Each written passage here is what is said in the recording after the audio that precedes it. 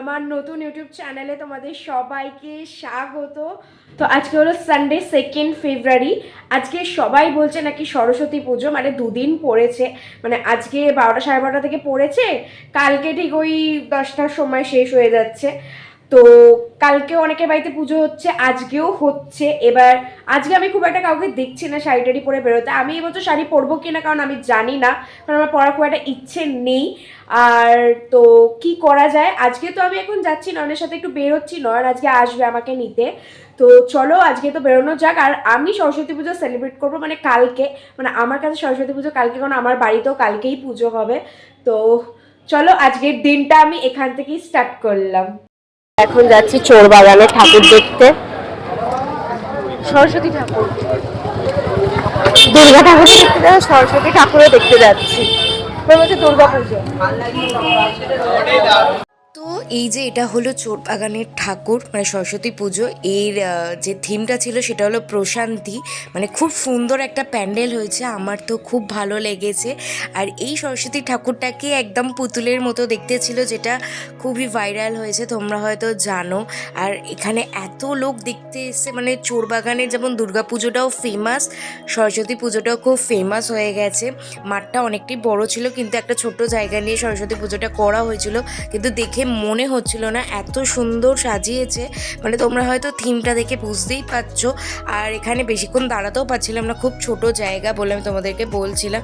তো খুবই ভালো লাগলো চোরবাগানের সরস্বতী মাকে দেখে, আর মুখটা এতটা কিউট, মানে তোমরা দেখো দেখলেই বুঝতে পারবে, মানে খুবই সুন্দর একটা সরস্বতী ঠাকুর ওরা পুজো করেছে, ভালো লাগলো।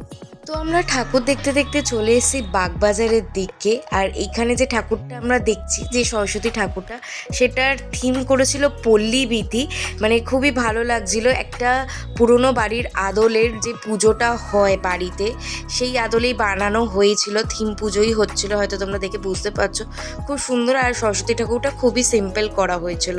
তারপর এই পুজোটারই উল্টো দিকে আরেকটা পুজো হচ্ছিল, মানে এই থিমটা ঠিক বুঝতে পারলাম না, হয়তো গাছ, এখানে একটা বড় গাছ কেটে ওরা ফেলে রেখেছিল, এবং তার উপর যে পোকা মাকড় যত রকম কিছু হয় সেইগুলো মানে মানে চলছিল, ছেড়ে দেওয়া হয়েছিল, একটা অন্যরকম একটা আওয়াজ আসছিল।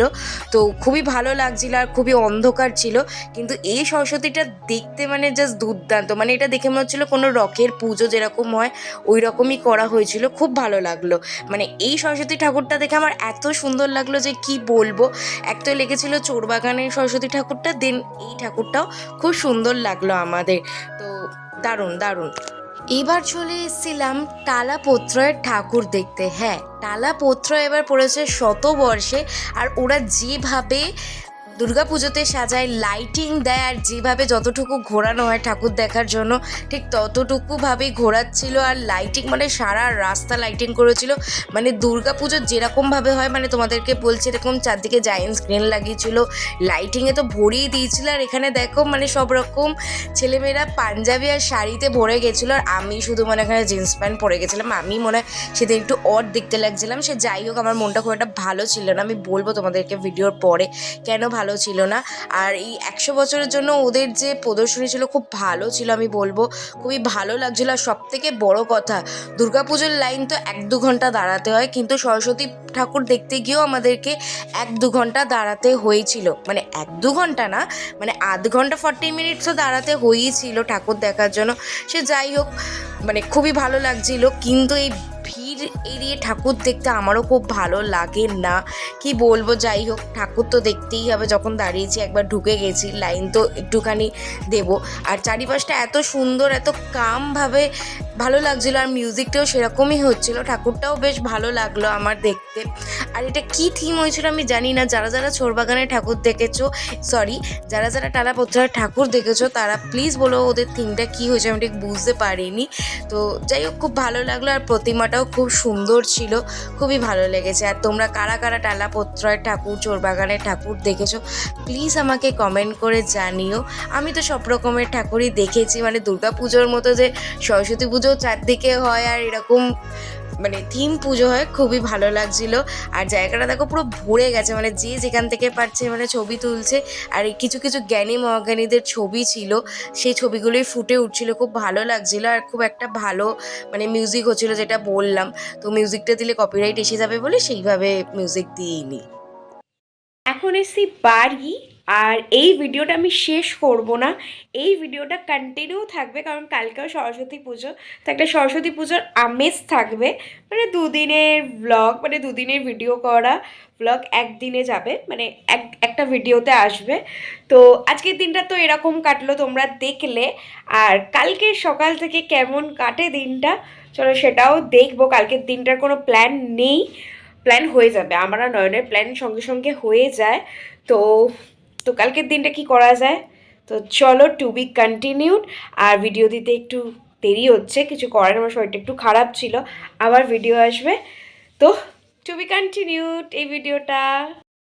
মর্নিং, তো তোমাদেরকে বলেছিলাম এই ভিডিওটা কন্টিনিউ থাকবে। তো কালকে তো পার্ট দেখলে, এবার আজকের দিন দেখবে, মানে 3rd ফেব্রুয়ারি। আমার বাড়িতে তো পুজো হয়ে গেছে, আমি তখন ঘুম থেকে উঠতে পারিনি, না উঠেছিলাম আই থিঙ্ক সামথিং, কিন্তু ওই 1 বছর হয়নি বলে অঞ্জলি দিতে পারিনি, ঠাকুরের কাছে যেতে পারিনি। ঠাকুরের মুখটা আমি ভিডিওতে দেখেছি আর বাইরে থেকে হাফ অল্প দেখেছি। তো এখন আমি রেডি হয়ে গেছি খুব সুন্দর করে, এবার যাবো দোকানে, ওখানে কি কয়েকটা পিক্স তুলবো, আর আজকের দিনটা আমাদের কেমন কাটছে সেটাও তোমাদের সাথে শেয়ার করবো। তো আজ 2 সপ্তাহ হয়ে গেল কোনো ভিডিও আসছে না, এবার ভিডিও আসবে। কারণ 2 তারিখ আমরা সরস্বতী ঠাকুর দেখতে গেছিলাম আমি আর নয়ন, তোমরা জানো। আর 3 তারিখও সরস্বতী পুজো ছিল, কিন্তু 2 তারিখ রাতের থেকে নয়নের ঠাকুমার শরীরটা খুব খারাপ থাকে, যার জন্য 3 তারিখ আমি কোনো ভিডিও শ্যুট করতে পারিনি, জাস্ট ওইটুকুনি শ্যুট করেছিলাম। কারণ তখনও ঠাকুমার শরীর খুবই খারাপ ছিল, আর সরস্বতী পুজো ছিল বলে নয়ন বলেছিল যে ঠিক আছে ঠাকুমার শরীর তো খারাপ থাকেই, তুই এক কাজ কর শাড়িটা অন্তত পরে কিছু ছবি তুলবো। জাস্ট শাড়িটাই পরেছিলাম, সেইভাবে কোথাও যাওয়ার কথাও ছিল, কারণ 2 তারিখ তো আমরা সব জায়গায় ঘুরে নিয়েছি। আর 3 তারিখ ওর বাড়িতে পুজো হয়েছিল, সরস্বতী পুজো, আর আমার বাড়িতেও হয়েছিল। আর ঠাকুমার শরীর এমনি প্রায় জানুয়ারি মাসের আমার বার্থডের পর থেকেই খারাপ ছিল, বলতে গেলে বলবো অবস্থা খুবই খারাপ হয়ে গেছিলো। কিন্তু তাও মানে কাকু কাকিমা মানে নয়নের বাবা মা অনেক চেষ্টা করেছিল বাঁচানো, কিন্তু পারিনি। এই যুদ্ধটা মানে প্রায় 6 বছর ধরে কাকু কাকিমা চালিয়ে যাচ্ছিলো দিদাকে বাঁচানোর, এইরকমভাবে না, তখনও ছিল মাথার গণ্ডগোল, সব রকম নিয়ে চলছিল। আর নয়নের ঠাকুমা আমাকে খুবই ভালোবাসা দিয়েছে, কারণ নিজের নাতনির মতো বলবো না, একটা মেয়ের মতো ভালোবেসেছে। কারণ ও ঠাকুমার তো একটু মেন্টাল ডিসব্যালেন্স হয়ে গেছিলো, তারপরও আমাকে খুবই ভালোবেসেছে একটা মেয়ের মতো। তো আমি অনেক দিন আগে ঠাকুমাকে হারিয়ে ফেলেছি, আমি তোমাদেরকে বলেছিলাম ভিডিওতে। তো তারপর আবার ও ঠাকুমাকে নিজের ঠাকুমার মতো পেয়ে ভালোবাসা পেয়েছি, খুব ভালো লেগেছে আমার। তো যাই হোক, সেই মানুষটা 3rd ফেব্রুয়ারি চলে গেল আমাদেরকে ছেড়ে। তো নয়নদা এখন সব রকম কাজবাজ হয়ে গেছে, আর সবই কানেক্টেড ভিডিও ছিল, আমি বলেছিলাম। তো সেইভাবে ভিডিও করা হয়নি, আর এই ভিডিওটা এন্ড করা দরকার ছিল, তোমাদেরকেও বলা দরকার ছিল, তাই তোমাদেরকে আপডেটটা আমি দিয়ে দিলাম। সেই রকম কোনো আপডেট আমি দিইনি। তো এবার থেকে ভিডিও আসবে, নয়নদের সব রকম কাজবাজ হয়ে গেছে, ঠাকুমার মানে শ্রাদ্ধ নিয়মভঙ্গ সব হয়ে গেছে, অনেক দিন পেরিয়ে গেছে, প্রায় 3-4 দিন। তো এবার আমার চ্যানেলে ভিডিও আসবে, আবার কোনো ভিডিও শ্যুট করব, দেন ছাড়বো। তো চলো আজকে ভিডিওটা এত অবধি। তুমি রবে নীরবে হৃদয়ে মম, তুমি রবে নীরবে নিবিড় নিভৃত পূর্ণিমা।